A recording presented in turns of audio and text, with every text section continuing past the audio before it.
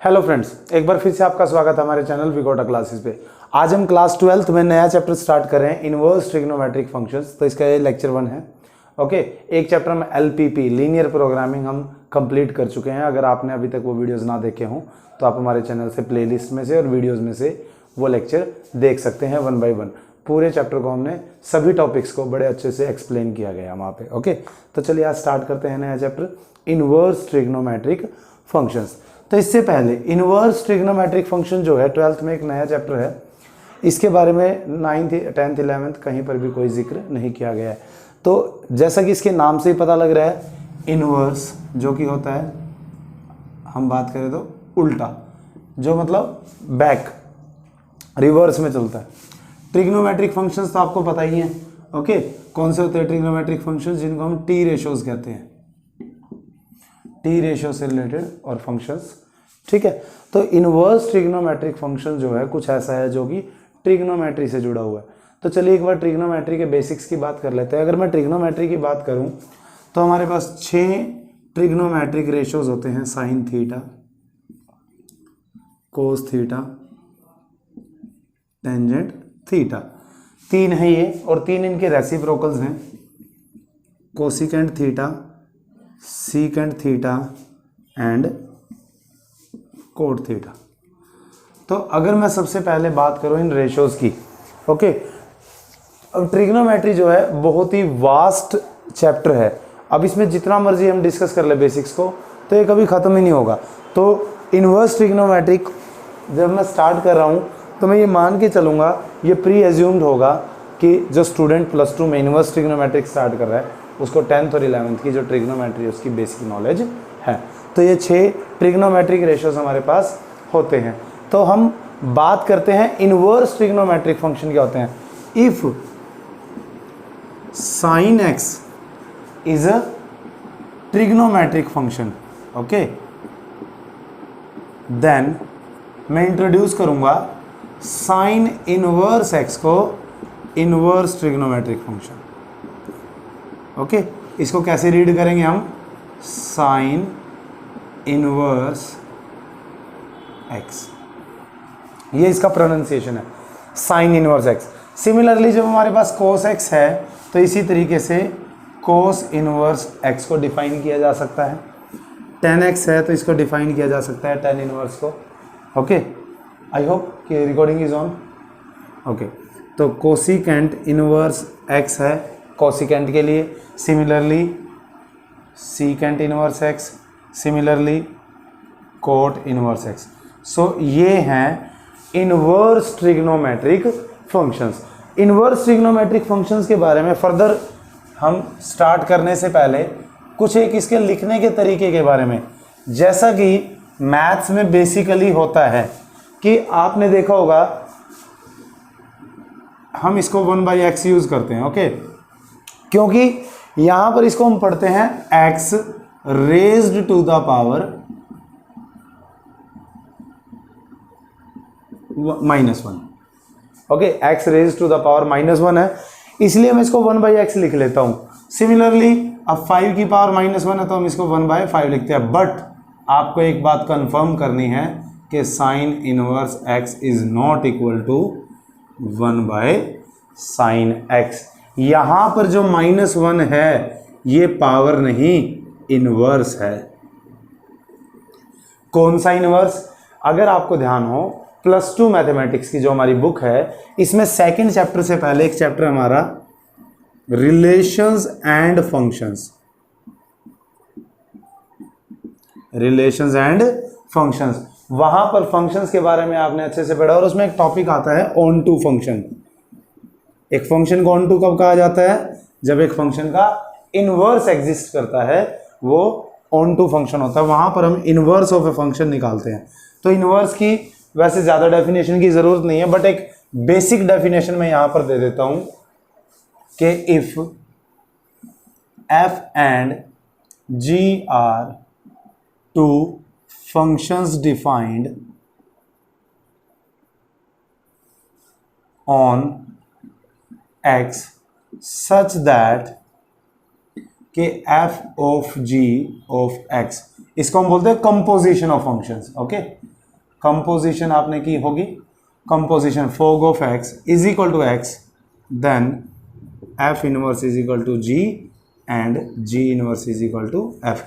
अगर मैं दो फंक्शंस की कंपोजिशन निकालूं और वो इज इक्वल टू एक्स आ जाए तो ये दोनों फंक्शन जो हैं एक दूसरे के इनवर्स कहलाते हैं।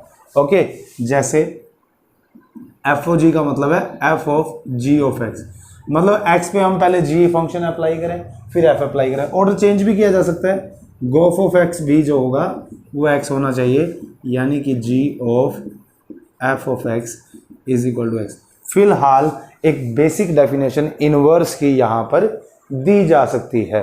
तो वापस आता हूँ मैं इनवर्स ट्रिग्नोमेट्रिक फंक्शंस पे कि sine inverse x is not equal to sine inverse x is not equal to 1 by sine x. तो फिर साइन इनवर्स एक्स जब 1 बाई एक्स नहीं है तो साइन इनवर्स एक्स है क्या? एक छोटे से एग्जाम्पल से मैं बताऊंगा आपको। आपने 10th क्लास में ट्रिग्नोमेट्रिक टेबल की होगी, साइन 30 डिग्री की वैल्यू कितनी होती है? 1/2। तो अगर मैं पूछूं कि अभी एंगल दिया गया हमें 30 डिग्री, उस पर हमने एक साइन ट्रिग्नोमेट्रिक फंक्शन अप्लाई कर दिया तो उसकी वैल्यू आ गई, एक इंटीग्रल वैल्यू आ गई ना इंटीजर में। तो अब मैं आपसे पूछूं कि साइन थीटा पे 1/2 वैल्यू किसकी होती है? 30 डिग्री। तो यहाँ पर जब ये साइन को मैं यहाँ 1/2 की तरफ शिफ्ट करूंगा, वैसे +2 में इनमें हम फंक्शन में शिफ्टिंग अलाउड नहीं होती, बट चूंकि स्टूडेंट को इस चीज़ का फेमिलियर है, स्टूडेंट उसको आदत है इन चीज़ों की, तो यहाँ से थोड़ा सा ये है कि 30 डिग्री वैल्यू किसकी लिखी जा सकती है? साइन इनवर्स 1/2, साइन इनवर्स 1/2 की। सिमिलरली कि अगर साइन एक्स वाई के इक्वल है then sine inverse y is equal to होगा एक्स। फाइन। तो इसके लिए मैं आपको सारे कुछ बेसिक फॉर्मूले हम स्टार्ट करते हैं इसमें। जैसे कि अगर मैं बात करूं इनवर्स ट्रिग्नोमेट्रिक फंक्शन की, इनवर्स का मतलब समझना बहुत ज़रूरी है कि cos inverse x is not equal to 1 by cos x, बल्कि कोस इनवर्स के अंदर अगर हम कोस एक्स यूज़ करेंगे तो इसकी वैल्यू आएगी एक्स। लेकिन कब? जब जो एक्स है वो डोमेन में है इसके। ओके, कोस एक्स के एक्स जो है कोस थीटा के डोमेन में होना चाहिए। तो अभी इसके लिए एक इंपॉर्टेंट टॉपिक है डोमेन एंड रेंज का, वही हम स्टार्ट करेंगे आज कि sine inverse of sine x is equal to x. तो ये काफ़ी सारे हैं। तो आज के इस टॉपिक में, आज के इस लेक्चर में हम बात कर रहे हैं सिर्फ डोमेन एंड रेंज की। तो चलिए ग्राफ के माध्यम से, ग्राफ की हेल्प से मैं आपको बताता हूं इनवर्स फंक्शंस का। डोमेन रेंज की बात करेंगे आज सिर्फ, ज़्यादा नहीं। Domain and range of trigonometric functions. Okay, मैं इनवर्स ट्रिग्नोमेट्रिक फंक्शंस को डिस्कस करने से पहले एक बार रेंज और डोमेन है वो डिस्कस कर लेते हैं हम ट्रिग्नोमेट्रिक फंक्शंस का। +1 में बड़े डिटेल में दिया गया है ये। अब तो हमारे चैनल पे जो +1 क्लास में ट्रिग्नोमेट्री का चैप्टर जब अभी कमिंग डेज में मैं अपलोड करूँगा, वहाँ से आप इसके बेसिक्स कर सकते हैं। ओके, तो अगर बात की जाए function f x is equal to sine x की, ओके, तो साइन एक्स का जो फंक्शन है इसका डोमेन एंड रेंज क्या होता है? अगर आपको इसके ग्राफ के बारे में याद हो कुछ, वो ऐसे होता है। ये एक्स एक्सिस कार्टेशियन प्लेन है ये हमारा, x y, x dash y dash, negative x negative y भी कह देते हैं हम इसको, और ये पॉइंट है ओरिजिन। तो 0 से कुछ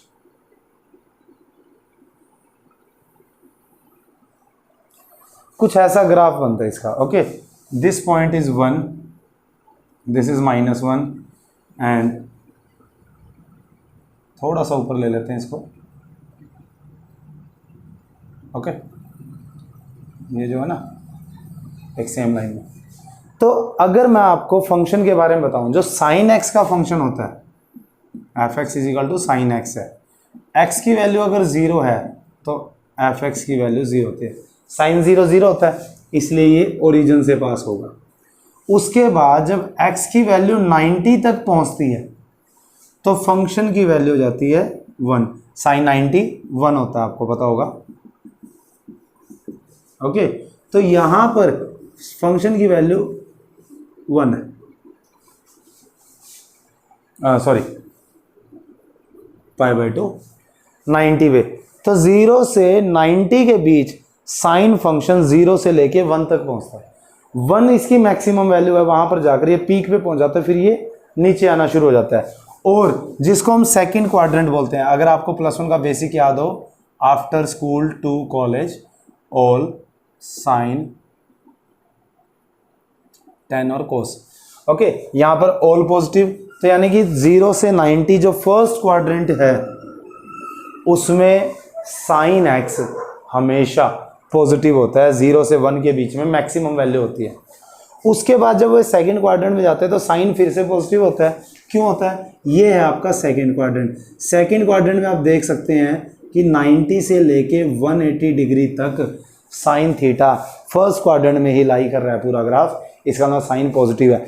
वैल्यू यहाँ पर दोनों ही पॉजिटिव है, जितनी वैल्यू 0 से जैसे 1 गई फर्स्ट क्वाड्रेंट में, इसी तरीके से साइन की वैल्यू घटती हुई 1 से 0 पे आ जाती है सेकंड क्वाड्रेंट में। जैसे ही थर्ड क्वाड्रेंट स्टार्ट होता है पाई से 3π/2, यहाँ थर्ड क्वाड्रेंट में साइन की वैल्यू नेगेटिव होती है, साइन थीटा की वैल्यू क्या होती है?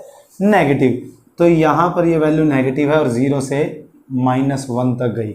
और इसी तरीके से जो फोर्थ क्वाड्रेंट है उसमें साइन की वैल्यू -1 से दोबारा 0 पे पहुँचती है, यानी कि और यहाँ तक एंगल हो जाता है हमारा 2π, यानी कि 360 डिग्री के एक राउंड पे वैल्यू 0 से शुरू होके फिर से 0 पे पहुँच जाती है।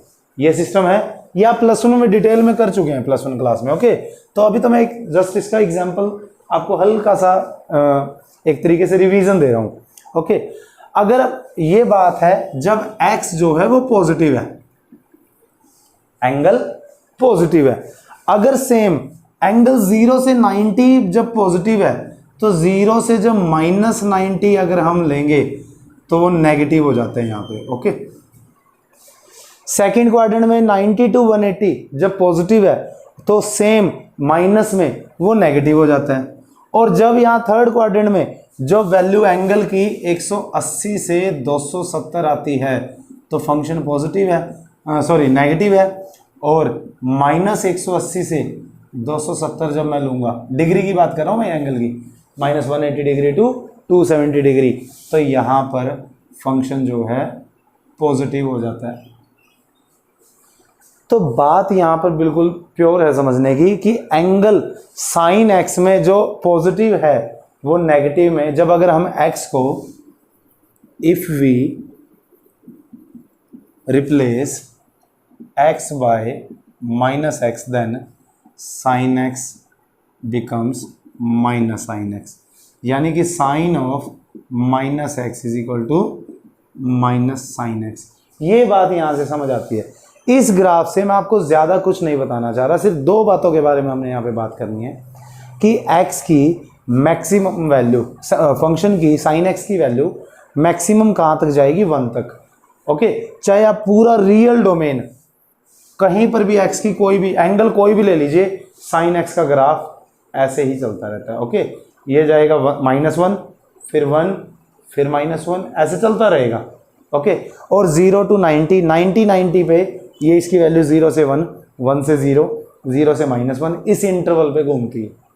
फाइन, तो सारी वैल्यूज आप इसकी निकाल सकते हैं। यहाँ से सिर्फ दो बातों का ध्यान देना है कि साइन थीटा की जो मैक्सिमम वैल्यू है वो 1 है और जो मिनिमम वैल्यू है साइन एक्स की वो -1 है। इसलिए मैं साइन एक्स की रेंज जो है -1 to 1 कहूँगा। तो रेंज ऑफ साइन एक्स जो होगी वो होगी -1 to 1। क्लोज्ड इंटरवल क्यों यूज कर रहा हूं?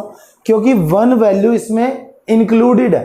अगर होता ना कि 1 तक जाके 1 से पहले ही घूम गई, वो 1 हुई नहीं, तो हम इसको कहते कि ये ओपन इंटरवल है। बट अभी क्लोज्ड इंटरवल क्यों? क्योंकि -1 भी इंक्लूडेड है इसकी वैल्यू में और 1 भी इंक्लूडेड है। आप इस फंक्शन को कहीं तक ले लीजिए, पॉजिटिव इन्फिनिटी या फिर नेगेटिव इन्फिनिटी, सॉरी, आप इसको कहीं तक ले जाइए, ये -1 से 1 के बीच में घूमती है। क्या कोई ऐसा पॉइंट आपको दिखा एक्स एक्सिस पे, पॉजिटिव में या नेगेटिव में, जहां पर फंक्शन डिफाइन ही ना हो? नहीं है ना, क्योंकि कहीं पर भी देख लीजिए इसको इसी रेंज में रहना है। तो इसका मतलब x की सभी रियल वैल्यूज पे फंक्शन एग्जिस्ट करता है। तो इस स्टेटमेंट को मैं कुछ ऐसे लिख सकता हूं कि sin x exist for each and every real x। तो इसका मतलब जो डोमेन होगा वो रियल होगा। sin x का जो डोमेन होता है वो रियल होता है और रेंज जो होती है -1 to 1 होती है। फाइन, आई होप यहां से आपको समझ आ गया होगा। तो अब बात करता हूं मैं इनवर्स साइन इनवर्स x की।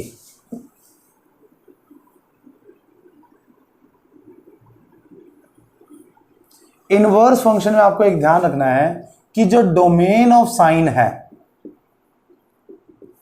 वो बन जाता है range of sine inverse x, और जो रेंज ऑफ साइन x है वो बन जाएगा domain of sign inverse x। क्योंकि इनवर्स फंक्शन में यही होता है कि जैसे मैंने अभी आपको इनवर्स फंक्शन की डेफिनेशन दी थी, if f and g are two functions, real functions, such that f is inverse of g, then domain of f is the range of g and range domain of g is equal to the range of f। Okay, एक का domain, दूसरे का range, दूसरे का range, तो पहले का domain. ये बिल्कुल सिंपल है। तो जब मैं साइन इनवर्स x का ग्राफ ड्रॉ करूंगा तो यही ग्राफ सेम टू सेम, ये इस बार x एक्सिस है, ये y यानी कि fx, तो ये ग्राफ जो है सेम टू सेम से रोटेट होके ये ग्राफ कुछ ऐसा हो गया। आई होप उल्टा बना दिया शायद मैंने, हाँ ये शायद उल्टा बन गया गलती से।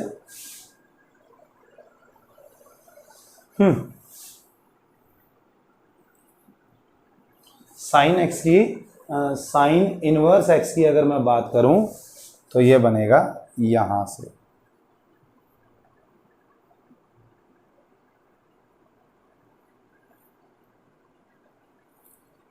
ये जो है ये लाइन, ओके, ये 1 है x एंड एफ एक्स। जो यहां पर 1 था अब वो 1 यहां पर है। सिमिलरली यहां पर भी ये -1 तक जाएगा, कुछ इस तरीके का ग्राफ बनेगा। ओके, साइन 0 0, तो साइन इनवर्स 0 भी 0 होगा। उसके बाद जब साइन इनवर्स x में आप वैल्यू 1 पुट कर देते हो, x की 1, इस पॉइंट पे x इज इक्वल टू अगर 1 है तो y इज इक्वल टू π/2 यानी कि 90 डिग्री। जैसे कि यहाँ पर साइन 90 1 था, अब साइन इनवर्स 1 90 हो जाएगा। ओके, अगर मैं बात करूं नेक्स्ट वैल्यू की तो यहाँ से पाई, और साइन पाई क्या था, फिर से 0, और यहाँ पर साइन इनवर्स 0, आगे पाई जा रहा है। तो यहाँ से एक बात निकल के आती है कि जो रियल डोमेन है इसका साइन एक्स का डोमेन रियल है, रेंज तो -1 to 1 ही रहेगी, लेकिन यहां पर अगर मैं बात करूं डोमेन की, तो बहुत सी ऐसी हैं जो रिपीटेड वैल्यू दे रही हैं, जैसे कि साइन 0 पे भी 0 है, 180 पे 0 है, ओके, उसके बाद 360 पे 0 है, यहाँ से -180, -360, तो काफ़ी सारी वैल्यूज़ है। 90 पे 1 है, उसके बाद 90 के बाद यहाँ पे 270 पे 1 हो जाएगा, सिमिलरली यहाँ पे -90 -1, और यहाँ से आपका आएगा 270 -270। तो इस तरीके से बहुत सारी वैल्यूज़ ऐसी हैं, यहाँ पे सॉरी 90 के बाद आएगा 450 डिग्री। बहुत सारी वैल्यूज़ है जहाँ पर x की वैल्यू रिपीट हो रही है।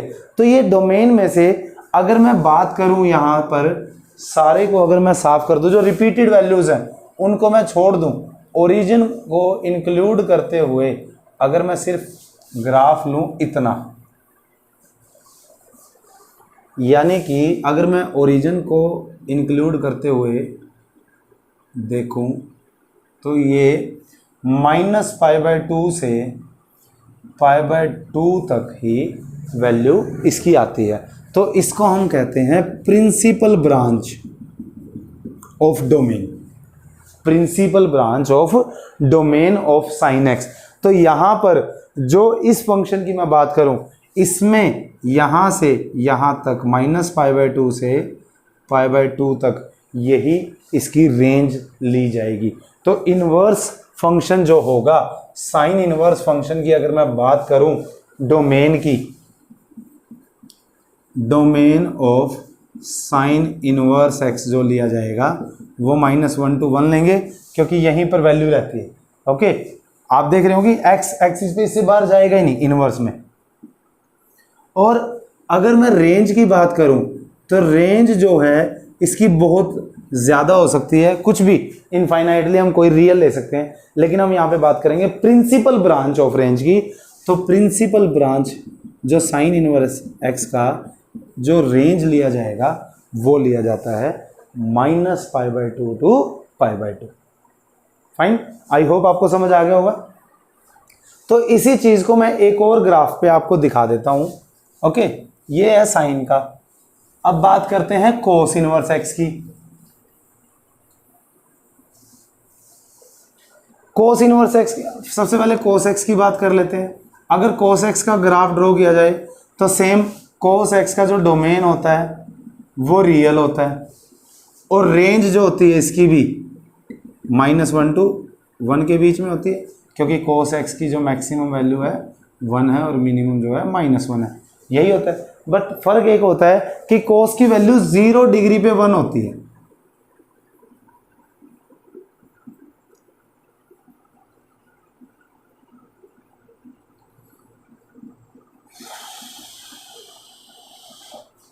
ओके, 0 डिग्री पे, तो यानी कि यहां से इसका ग्राफ कुछ ऐसा बनेगा।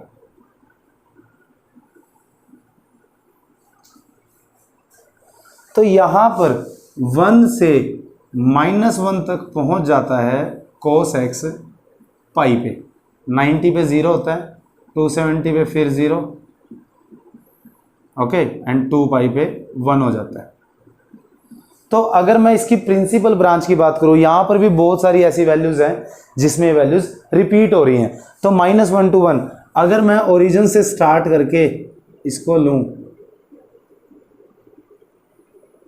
तो 0 to 90, 90 to 180, पॉजिटिव और नेगेटिव सारी वैल्यूज यहां पर आ जाती है। तो जो principal branch cos inverse x में ली जाएगी, कोस इनवर्स एक्स का भी मैं आपको ग्राफ ड्रॉ करके दिखा देता हूं एक बार। कोस ये एक्स है, ये एफ एक्स है। ओके, यहां पर फंक्शन है हमारा कोस इनवर्स एक्स।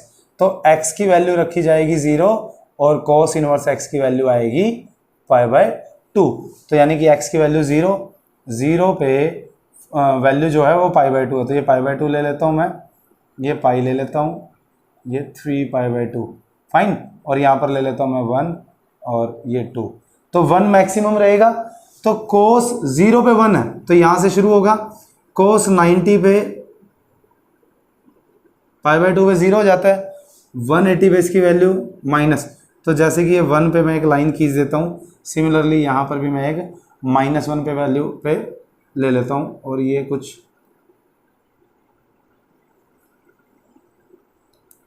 इस तरीके से फंक्शन जाएगा इसका।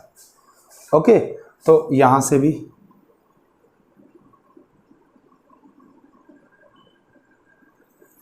cos x का फंक्शन भी बिल्कुल सेम टू सेम बनता है। दोनों में डिफरेंस क्या होता है कि यहां पर साइन का जो फंक्शन होता है, सिर्फ ये डिफरेंस है।